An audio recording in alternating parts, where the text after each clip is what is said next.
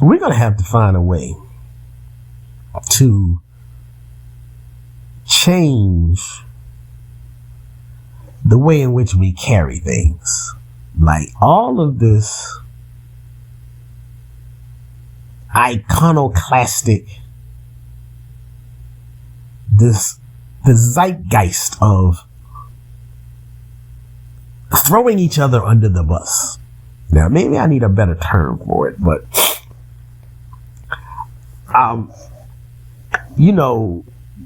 there has to be some kind of meeting of the minds. We need to get together. We need to have some conversations. We need to start thinking.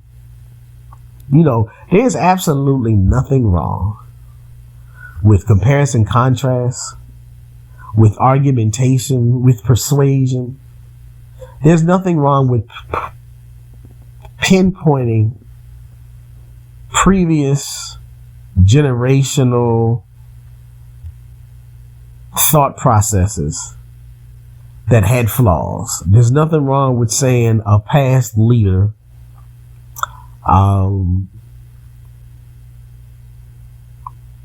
took us down a path that in hindsight was not the best. Ain't nothing wrong with that. That's natural to human discourse. That's natural to the advancement of any society or civilization. But this visceral, guttural, and I say guttural as in the feelings from the gut, not gutter. But this visceral insistence that the only way to move forward, the best way to move forward, is to denounce,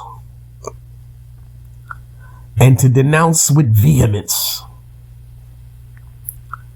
previous leaders, past elders, previous scholarship.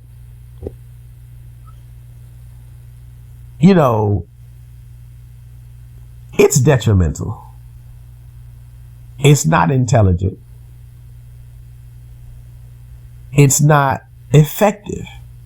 You may think it's effective. It may feel effective, especially in the atmosphere, in the universe of social media, when you get a whole bunch of clicks and likes and amen, say it again, brother, in your comment field.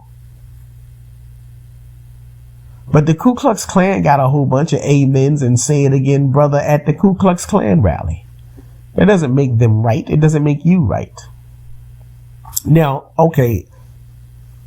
So this is my thesis.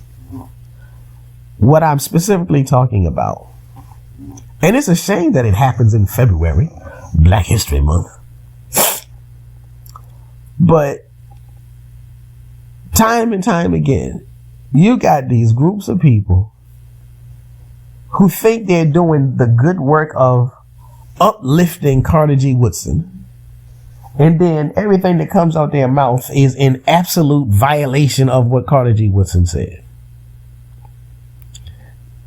You got people talking about Martin Luther King was a traitor to black people. You got people talking about, and now because Jesse Jackson just passed, may the elders be pleased with him. May the ancestors be pleased with him. If not, that is on his account. That is between him and the higher entities. Now, I'm not here to throw a ticker tape parade for Jesse Jackson, but I'm not here to piss on his grave. I'm not here to assassinate his character. Yeah, there's always been some things. There's always been some whispers. There's always been some hush notes. But there's always been some bona fide active work. Now, what you don't see other communities just outright raking their previous generation, their previous elders, over the coals. This only happens in black populations.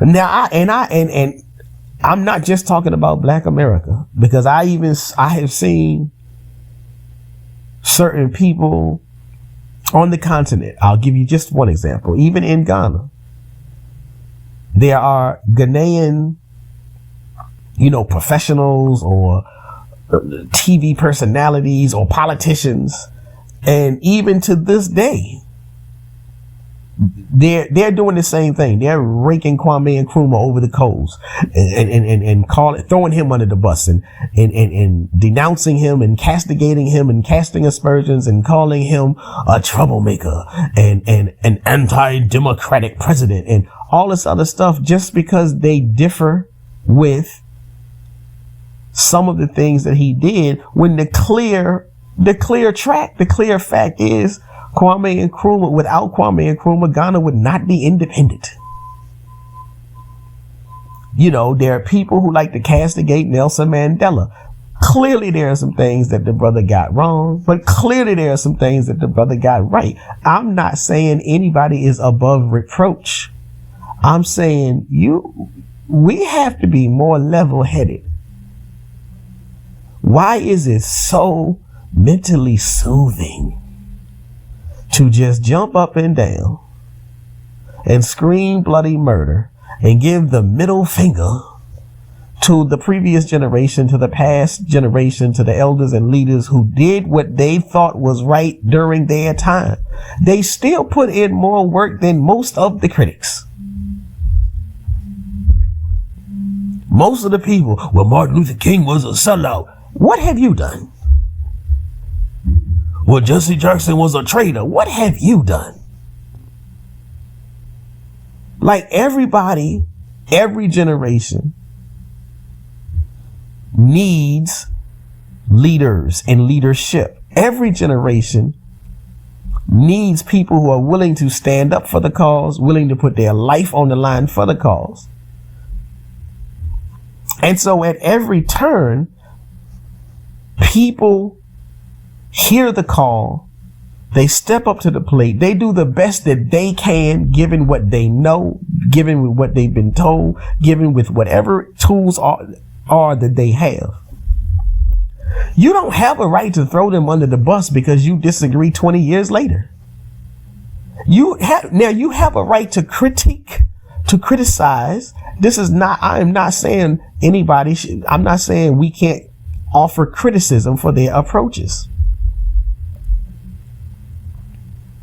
What I'm saying is, if you honestly want change, then you get to change by offering honest, level-headed, at least level-headed vernacular.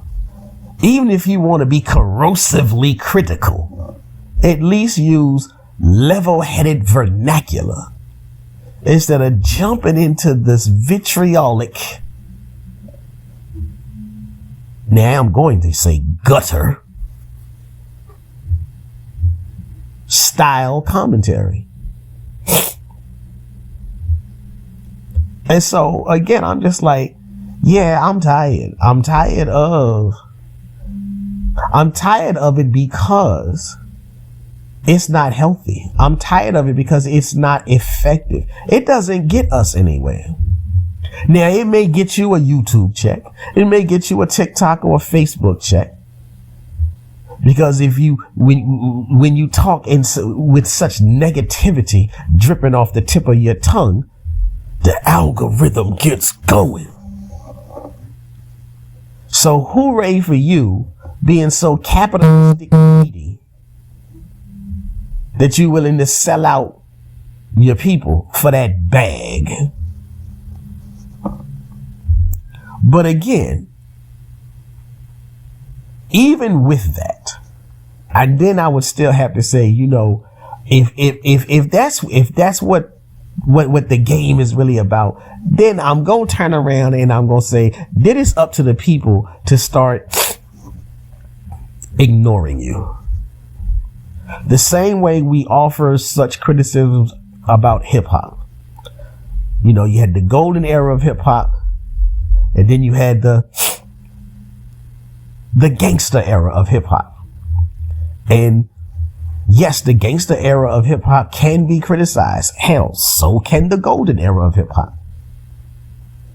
But nobody, like, the idea of destroying the legacy of the golden era just so that the gangster era can receive its props. That's a false binary. That's problematic at best. The idea of destroying the legacy of the gangster era just so you can show, see, we made a difference, or whatever it is you think you're showing, that's a false binary. Now, you can offer criticism, but you don't have to throw everybody on the bus and then run them over and then back up the truck and run them over again and back it up again and run them over again. This is going too far. What's really going on? What is really in your heart, your soul, your mind, your spirit, when the only way you can express yourself, when the only way you can get your point across, when the only way you can get attention is to give the middle finger to the previous generation? I don't think now, and feel free to correct me if I'm wrong, where are the historians who can correct me? Not no social media influencer that ain't rooted in facts and truth.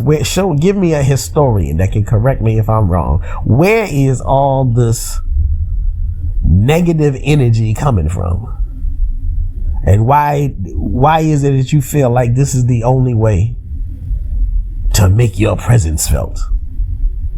Now, again, don't try to hit me with the hypocrisy. Because what I'm saying is, I'm not saying you cannot criticize Martin Luther King or any other previous leader. Yes, we can criticize him for any of the things that he said or did that did not necessarily garner optimal benefit. But we cannot act as though, like, we chose to follow him. We chose the path. There were plenty of people there at the time still saying, no, let's do it this way. So even if you say Martin Luther King was bad, then what about all of the people that said we'd rather follow him than follow the alternative to him? You can't place that much blame on any one individual. In every generation, there are at least two, if not a multiplicity of leadership figures pointing the direction down a path for correctivity, for analytical advancement. And we, the people, choose. So again, I'll give you another analogy. Jim Jones, as bad as Jim Jones was, I ain't talking about hip hop. I'm talking about that Urugu individual that tricked everybody into sipping the Kool-Aid. As bad as he was, you still gotta look at all the people that said, yup, Kool-Aid tastes good to me. So rather than continuing to point fingers at the leader who you disagree with the path that they went down, how about some grace? How about some space? They stood up for what they believed in, and they plotted a course. What course are you plotting instead of simply criticizing? That's my question. Now, I'm going to get off my soapbox. Get this off my chest. This is your brother Shabazz. If anything that I said touches a nerve in a good or bad way, please like, share, and subscribe. Say something in the comments. We can always carry forth. We can continue this conversation on the comment page. Peace.